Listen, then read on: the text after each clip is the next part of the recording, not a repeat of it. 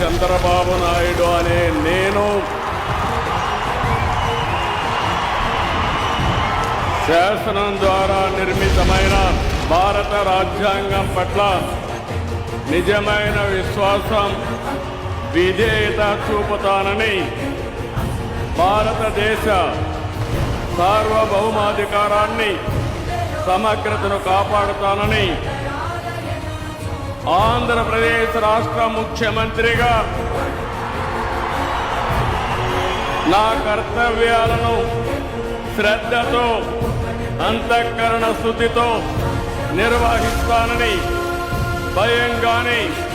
పక్షపాతం కానీ, రాగద్వేషాలు కానీ లేకుండా రాజ్యాంగాన్ని, శాసనాలను అనుసరించి ప్రజలందరికీ న్యాయం చేకూరుస్తానని దైవ సాక్షిగా ప్రమాణం చేస్తున్నాను.